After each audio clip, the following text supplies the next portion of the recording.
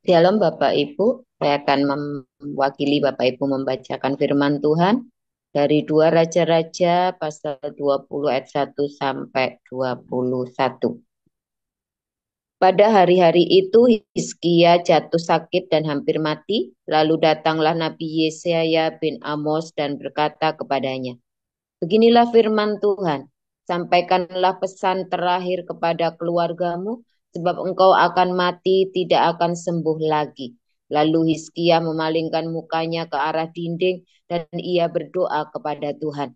Ah Tuhan, ingatlah kiranya bahwa aku telah hidup di hadapanmu dengan setia dan dengan tulus hati, dan bahwa aku telah melakukan apa yang baik di matamu.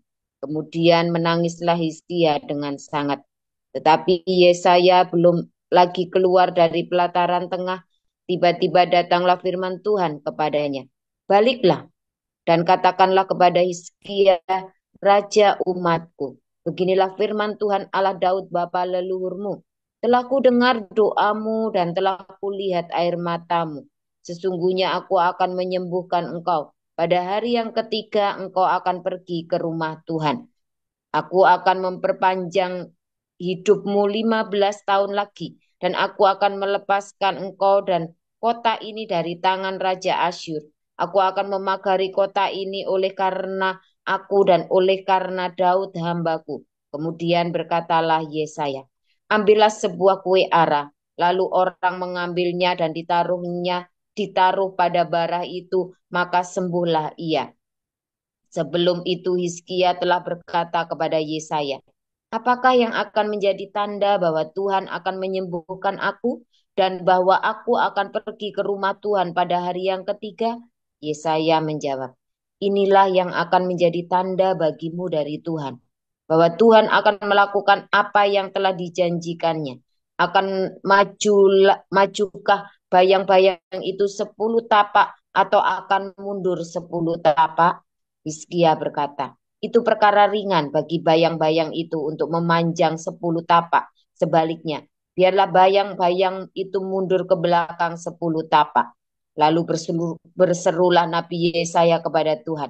Maka dibuatnyalah bayang-bayang itu mundur ke belakang 10 tapak. Dan yang sudah dijalani bayang-bayang itu pada penunjuk matahari buatan Ahaz. Pada waktu itu Merodak Baladan Raja Babel menyuruh orang membawa surat dan pemberian kepada Hizkia, sebab telah didengarnya bahwa Hizkia sakit tadinya. Hizkia bersuka cita atas kedatangan mereka. Lalu diperlihatkannya lah kepada mereka segenap gedung, harta bendanya, emas dan perak, rempah-rempah dan minyak yang berharga, gedung persenjataannya dan segala yang terdapat dalam perbendaharaannya. Tidak ada barang yang tidak diperlihatkan Hizkia kepada mereka di istananya dan di seluruh daerah kekuasaannya.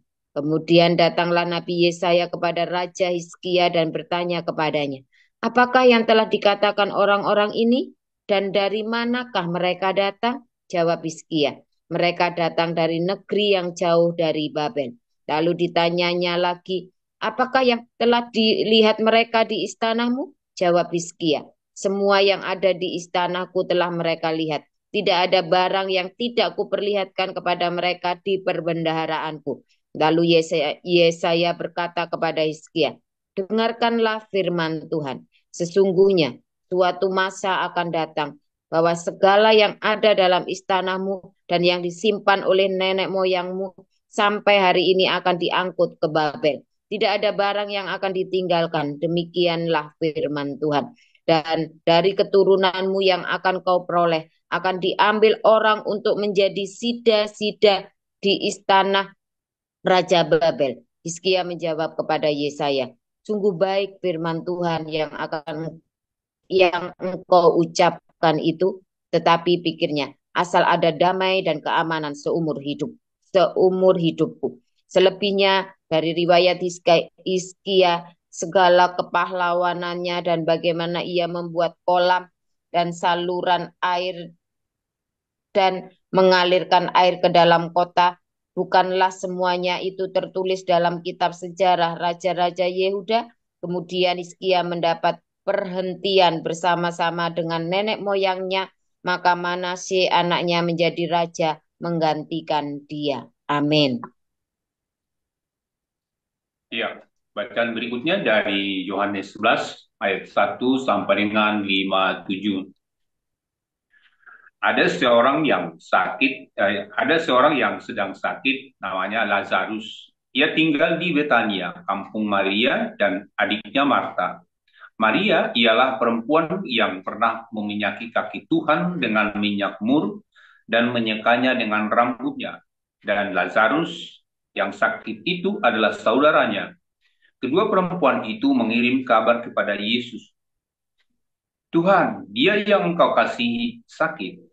Ketika Yesus mendengar kabar itu, ia berkata, penyakit itu tidak akan membawa kematian, tetapi akan menyatakan kemuliaan Allah. Sebab oleh penyakit itu, anak Allah akan dimuliakan. Yesus memang mengasihi Marta dan kakaknya dan Lazarus. Namun, setelah didengarnya bahwa Lazarus sakit, ia sengaja tinggal 2 hari lagi di tempat di mana ia berada. Tetapi sesudah itu ia berkata kepada murid-muridnya, mari kita kembali lagi ke Yudea. Murid-murid itu berkata kepadanya, Rabi, baru-baru ini orang-orang Yahudi mencoba melempari engkau, masih maukah engkau kembali ke sana? Jawab Yesus, bukankah ada 12 jam dalam satu hari? Siapa yang berjalan pada siang hari, kakinya tidak terantuk, karena ia melihat terang dunia ini. Tetapi, jika seorang berjalan pada malam hari, kakinya terantuk, karena terang tidak ada di dalam dirinya. Demikianlah perkataannya, dan sesudah itu ia berkata kepada mereka, Lazarus, saudara kita telah tertidur, tapi aku pergi ke sana untuk membangunkan dia dari tidurnya. Maka kata murid-murid itu kepadanya, Tuhan, jikalau ia tertidur, ia akan sembuh. Tetapi maksud Yesus ialah tertidur dalam arti mati. Sedangkan sangka mereka, Yesus berkata tentang tertidur dalam arti biasa. Karena itu Yesus berkata dengan terus terang, Lazarus sudah mati, tetapi syukurlah aku tidak hadir pada waktu itu, sebab demikian lebih baik bagimu, supaya kamu dapat belajar percaya. Marilah kita pergi sekarang kepadanya. Lalu Thomas yang disebut Didimus berkata kepada teman-temannya, yaitu murid-murid yang lain, marilah kita pergi juga untuk mati bersama-sama dengan dia. Maka ketika Yesus tiba, didapatinya Lazarus telah 4 hari berbaring di dalam kubur. Betania terletak dekat Yerusalem, kira-kira 2 mil jauhnya. Di situ banyak orang Yahudi telah datang kepada Marta dan Maria untuk menghibur mereka berhubung dengan kematian saudaranya. Ketika Marta mendengar bahwa Yesus datang, ia pergi mendapatkannya, tetapi Maria tinggal di rumah. Maka kata Marta kepada Yesus, Tuhan, sekiranya engkau ada di sini, saudaraku pasti tidak mati. Tetapi sekarang pun aku tahu bahwa Allah akan memberikan kepadamu segala sesuatu yang engkau minta kepadanya. Kata Yesus kepada Marta, saudaramu akan bangkit. Kata Marta kepadanya, aku tahu bahwa ia akan bangkit pada waktu orang-orang bangkit pada akhir zaman. Jawab Yesus, akulah kebangkitan dan hidup. Barang siapa percaya kepadaku, ia akan hidup walaupun ia sudah mati. Dan setiap orang yang hidup dan yang percaya kepadaku tidak akan mati selama-lamanya. Percayakah engkau akan hal ini? Jawab Marta, ya Tuhan, aku percaya bahwa engkaulah Mesias anak Allah, dia yang akan datang ke dalam dunia. Dan sudah berkata demikian, ia pergi memanggil saudaranya Maria dan berbisik kepadanya, Guru ada di sana dan memanggil engkau. Mendengar itu Maria segera bangkit lalu pergi mendapatkan Yesus. Tetapi waktu itu Yesus belum sampai ke dalam kampung itu. Ia masih berada di tempat Marta menjumpai dia. Ketika orang-orang Yahudi yang bersama-sama dengan Maria di rumah itu untuk menghiburnya, melihat bahwa Maria segera bangkit dan pergi keluar, mereka mengikutinya karena mereka menyangka bahwa ia pergi ke kubur untuk meratap di situ. Setibanya Maria di tempat Yesus berada dan melihat dia, tersungkurlah ia di depan kakinya dan berkata kepadanya, Tuhan, sekiranya engkau ada di sini, saudaraku pasti tidak mati. Ketika Yesus melihat Maria menangis dan juga orang-orang Yahudi yang datang bersama-sama dia, maka masih gulah hatinya. Ia sangat terharu dan berkata, di manakah dia kamu baringkan? Jawab mereka, Tuhan, marilah dan lihatlah. Maka menangislah Yesus. Kata orang-orang Yahudi, lihatlah betapa kasihnya kepadanya. Tetapi beberapa orang di antara mereka, ia yang memelekkan mata orang buta, tidak sanggup ia bertindak. Sehingga orang ini tidak mati, maka masih gula pula hati Yesus. Lalu ia pergi ke kubur itu. Kubur itu adalah sebuah gua yang ditutup dengan batu. Kata Yesus, angkat batu itu, Marta. Saudara orang yang meninggal itu berkata kepadanya, Tuhan, ia sudah berbau sebab sudah 4 hari ia mati. Jawab Yesus, bukankah sudah kukatakan kepadamu, jikalau engkau percaya, engkau akan melihat kemuliaan Allah?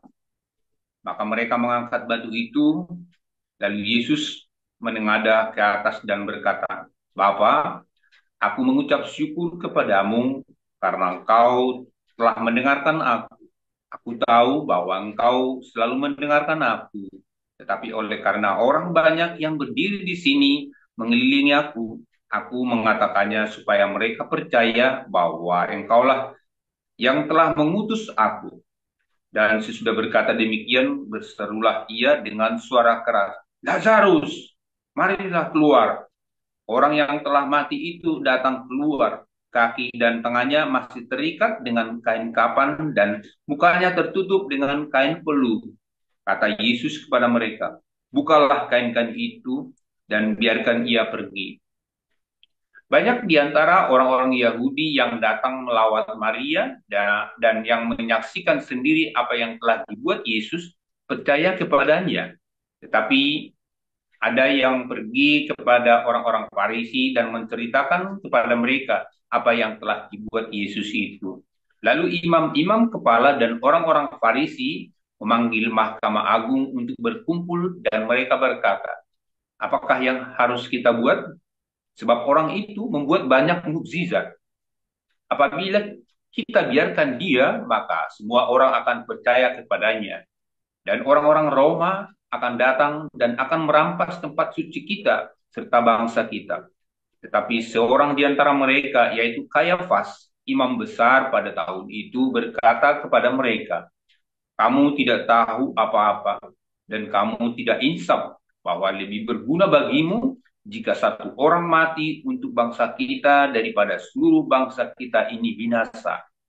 Hal itu dikatakannya bukan dari dirinya sendiri, tetapi sebagai imam besar pada tahun itu ia bernubuat bahwa Yesus akan mati untuk bangsa itu dan bukan untuk bangsa itu saja, tetapi juga untuk mengumpulkan dan mempersatukan anak-anak Allah yang tercerai-berai. Mulai dari hari itu mereka sepakat untuk membunuh dia. Karena itu, Yesus tidak tampil lagi di muka umum di antara orang-orang Yahudi. Ia berangkat dari situ ke daerah dekat padang gurun, ke sebuah kota yang bernama Efraim, dan di situ ia tinggal bersama-sama murid-muridnya. Pada waktu itu, hari raya Paskah orang Yahudi sudah dekat, dan banyak orang dari negeri itu berangkat ke Yerusalem untuk menyucikan diri sebelum Paskah itu. Mereka mencari Yesus dan sambil berdiri di dalam bait Allah, mereka berkata seorang kepada yang lain, bagaimana pendapatmu? Akan datang jugakah ia ke pesta? Sementara itu, imam-imam kepala dan orang-orang Farisi telah memberikan perintah supaya setiap orang yang tahu di mana dia berada memberitahukannya agar mereka dapat menangkap dia. Demikianlah firman Allah. Haleluya, firman Tuhan selalu baru setiap hari ketika kita menanti-nantikan Tuhan dengan pengharapan, dengan penuh cinta. dengan hati yang teguh. Jangan lupa berbuat baik. Jangan lupa selalu mengutamakan cinta ya saudara ya. Jangan mengutamakan emosi, jengkel, jangan ya. Cinta di hati kita yang melimpah. Itu penting saudara ya. Nah saudara ketika kata mati ya, kata kematian itu seakan-akan itu menjadi akhir dari segala-galanya saudara ya. Kata kematian itu seakan-akan menjadi ya sudah keputusasaan ya. Tetapi bagi orang-orang percaya sebetulnya kematian itu bukan menjadi akhir atau keputusasaan ya, tetapi kematian itu adalah menjadi sebuah kehidupan yang baru saudara, bukan retorika ya. Makanya ketika kita hidup, tinggalkanlah bukan kenangan memori yang membuat kamu termeak-meak, tetapi sesuatu ya, heritage ya saudara ya. Heritage apa? Wasiat rohani ya, warisan rohani. Itu penting saudara ya. Ketika nanti Anda mati ya, kapanpun, kita nggak tahu, mungkin nanti malam atau sebentar lagi mati, kamu harus meninggalkan sebuah wasiat rohani saudara ya. Siapa nih utak-utik nih? Oke, udah. Oke. Jadi ketika Anda meninggal, ketika Anda hidup ya, dan ketika Anda hidup, Anda punya anak, nggak punya anak, Anda punya keluarga, nggak punya keluarga, berapapun usia Anda saat ini, Anda harus mulai memikirkan, aku harus punya warisan, wasiat rohani untuk yang aku tinggalkan. Karena ketika kamu tidak punya wasiat rohani untuk yang kamu tinggalkan, maka kamu ya sudah berlalu begitu saja.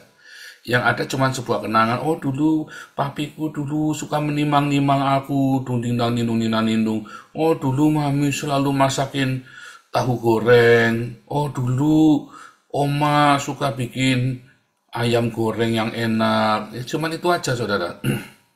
Maka kamu hanya meninggalkan duka saja. Lagi kamu kesepian, tiba-tiba galau, tiba-tiba ingat ya, aduh dulu suamiku suka membelai-belai aku. Wah dulu istriku selalu kalau pagi pasti selalu bikin kopi, terus kamu mulai nangis saudara ya, kangen. Ya saudara ya. Hati-hati lah saudara. Siapa yang masih begitu saudara, yang masih terngiang-ngiang dengan orang tua atau suami, istri atau anak atau yang seperti itu. Nah, makanya kamu terpuruk. Ya, karena orang yang meninggalkanmu itu tidak meninggalkan warisan ilahi, tapi apa? Kenangan, baik kenangan buruk maupun kenangan indah, hanya meninggalkan kenangan saja. Saudara, kalau orang-orang yang ya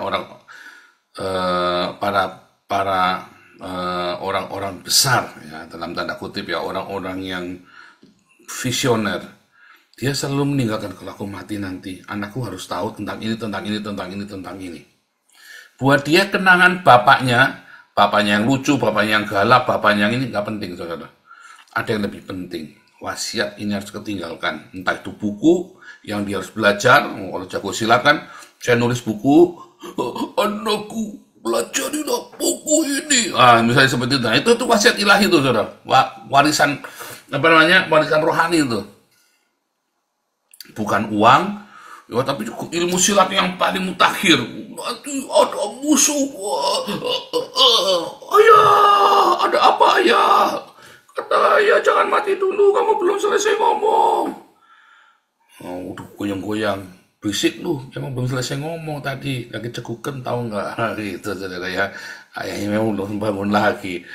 Nah, diajarin saudara ya, bagaimana cara menggunakan buku itu ditulis ya saudara ya. Bukan sekedar buku, tapi buku supaya anak itu bisa melanjutkan kehidupannya, saudara.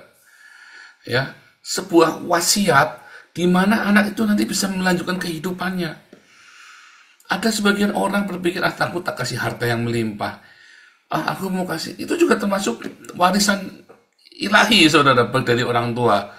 Tapi kan warisan ilahi yang paling rapuh, ya kan?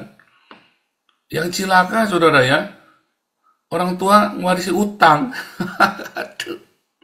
Cuma mau meninggal utangnya di warung jebrak, saudara, dari Sabang sampai Merauke semua warung ada utangnya, saudara. Utang rokok, utang beras, utang macam-macam, saudara ya. Dari ujung sampai ujung utangnya yang jebrak ya, mumet, saudara. Ada lagi yang mau meninggal, itu juga warisan ilahi, hanya itu rapuh.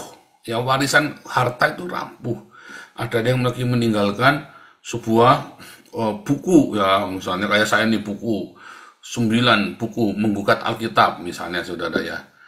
Tapi itu juga nggak ini, bukan itu ya. Bukan hal yang utama. Ada lagi yang meninggalkan, kalau Muhammad itu kan meninggalkan Al-Quran, saudara, ceritanya kalau Muhammad itu benar-benar ada. Ya, tetapi kan ngeri kalau menghasilkan apa, memberikan warisan untuk supaya dunia saling membunuh. Itu kan contoh, itu kan warisan ilahi juga. Ilahinya dia, maksudnya ya. Warisan ilahi itu bukan selalu Tuhan Yesus, bukan, saudara ya, warisan itu. Tetapi ada sesuatu yang diwariskan ke anakmu, satu bekal. Nah, apa yang kalau sekarang ini mati, Anda pernah kepikir nggak, aku mau mewariskan apa bagi dunia ini? Bagi anakku, bagi keluargaku, bagi dunia ini, apa yang kamu wariskan? Kalau kamu tidak meninggalkan sesuatu, ya kamu cuma sudah selesai hidupmu, sudah tamat. Hanya kegelapan saja sudah selesai. Kalau kamu meninggalkan sesuatu, ya, karya-karya yang indah, ya orang hanya menikmati karya-karya yang indah saja, hanya abadi di zaman itu. Siapa di sini yang masih nonton filmnya James Bond 007 tahun 60-an, saudara? Siapa yang sebelumnya Roger Moore itu ya, apa? Saya udah lupa namanya. Ya, dan udah nggak asik lagi nontonnya. Wagu banget, saudara ya. Dipukul, pura-pura jatuh. Ya, nonton aja udah nggak kepengen, udah males. Siapa di sini masih nonton film Superman yang Superman-nya sama Lois Lane? Superman-nya tuh ngaku, terus akhirnya menikah sama mamahnya, nggak boleh. Akhirnya menikah, terus manusia supernya hilang gara-gara kawin sama Lois Lane, saudara. Ingat nggak film itu? Orangnya udah lumpuh ya, orangnya jatuh dari kuda, lumpuh. Suruh nonton itu lagi, ya mungkin ada beberapa yang masih senang, tapi saya suruh nonton lagi ya, udah enak, saudara, nadanya wagu, saudara ya, dan tidak asik lagi. Ada lagi yang meninggalkan warisan apa lagi, saudara? Ya tadi karya-karyanya, baik karya sastra, film, apa ya. Ada lagi yang meninggalkan uang, ada yang meninggalkan buku, ada yang meninggalkan dari buku silat tadi, ada yang meninggalkan bunga, ajimat, misalnya, saudara ya. Boleh saja, ya boleh saja, semua boleh, suka-suka kamu, saudara. Cuman bagaimana kamu akan abadi? Bagaimana kamu akan dikenang? Mau dikenang seperti Hitler, mau dikenang seperti Daud, mau dikenang seperti Muhammad, kamu mau dikenang seperti apa, saudara? Ya kan? Kenangan apa? Sehingga kamu tetap hidup selamanya. Ya kan? Kamu dikenang sebagai apa dan siapa yang mengenangmu? Itu penting, saudara. Wah, Pak Muhammad, teman, Pak, hidup tinggal jalani, hidupnya sudah susah. Sekalipun kamu hidupnya susah, setidaknya ada satu orang, ya anakmu lah, saudaramu, keluargamu. Ada seorang ibu yang anaknya mati, saudara, tapi anaknya mati ketika anaknya merebut kemerdekaan. Ya, saudara, pahlawan, bangga, saudara ya. Bisa jadi kan, boleh kan? Tapi itu mesti kita pikirkan. Karena hidup ini bukan hari ini, saudara. Bahkan ketika kamu mati, ada orang-orang yang mengenangmu itu sebagai apa? Sekedar kenangan, memori untuk nangis-nangis, atau sebuah kekuatan yang setiap ingat kamu, dia pasti semangat hidup, saudara. Setiap ingat, saya teringat dengan semangat hidupnya, misalnya begitu ya. Kalau saya berharap, anak-anak saya tuh kalau mengingat saya, kalau saya mati, selalu mengingat apa? Bahwa papahnya tidak pernah menyerah sekalipun hancur. Wah, saudara ya. Ya, sehingga dia selalu hidup, ada kehidupan.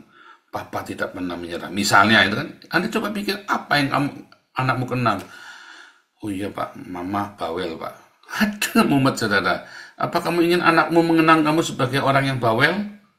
Nah, itu ya, saudara ya. Kamu sudah apa? Nah, bagaimana orang itu akan mengenang kamu? Kamu nggak bisa bikin-bikin itu, saudara. Nggak bisa dibuat-buat. Ya kan, itu mengalir apa yang ada di dalam kamu, itu yang keluar, itu yang kamu wariskan. Kalau kamu tidak punya, ya kamu tidak bisa mewariskan apa-apa. Nggak bisa, saya suruh mewariskan, nanti saya nanti mati saya mewariskan itu ya, gedung bertingkat 100 kepada si Wasir dan Miracle. Nggak mungkin, saudara, saya nggak punya kok. Nanti saya mewarisi apa? Saya nggak punya ya, misalnya nih, saya akan nanti kalau mati saya akan mewarisi jimat, keris, pusaka 7 turunan. Umbrus, saya nggak punya kerisnya. Masa mau diwariskan? Saya nggak punya kok sekarang. Kan nggak punya. Apa yang mau diwariskan? Kalau sekarang kamu punya cinta, maka kamu akan mewariskan cinta. Ya kan? Kalau kamu sekarang punya kebencian, maka kamu akan mewariskan kebencian kepada anak-anakmu, saudara. Kalau kamu sekarang mewariskan kebahagiaan, kalau kamu punya kebahagiaan, maka kamu akan mewariskan kebahagiaan itu pada anakmu. Kalau kamu punya egois, maka kamu akan mewariskan amarah di hati anakmu, saudara.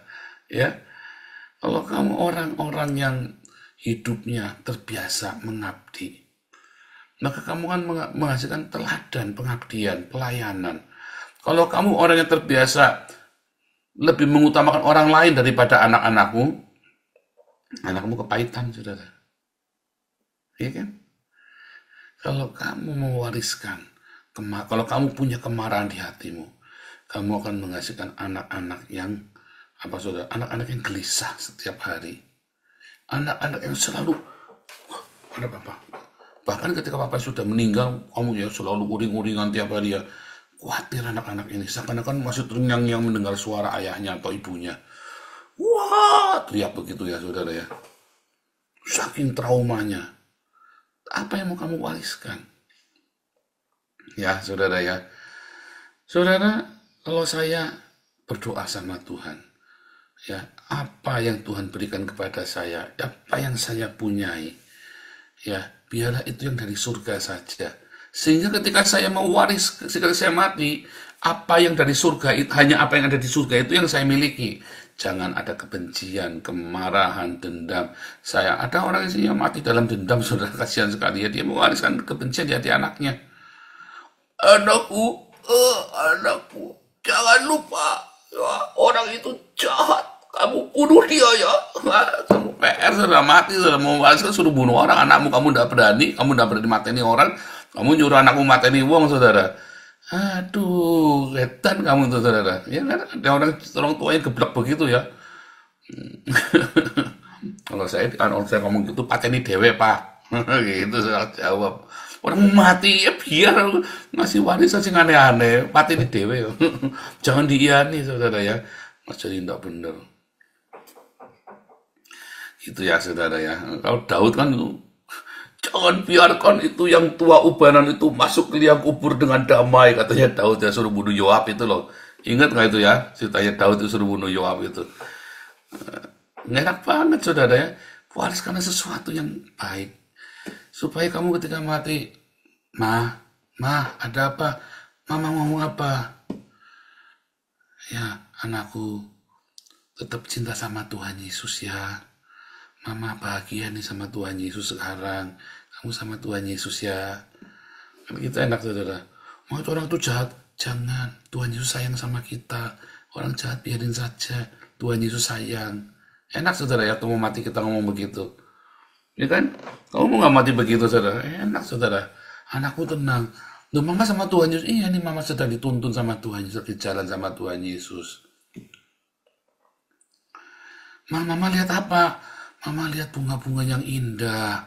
Mama lihat ada terang di sana. Anakku tenang, saudara. Kamu tidak mungkin di akhir hayatmu bisa ngomong begitu kalau kamu tidak punya dari sini, nggak siap, saudara. Ya, nah aku melihat terang. Kok Tuhan Yesus ganteng ya, nak ya. Kok Tuhan Yesus menjemput papa ini, nak. Lihat nih. Ah, gitu, saudara. Loh, Pak, lihat Tuhan Yesus, iya.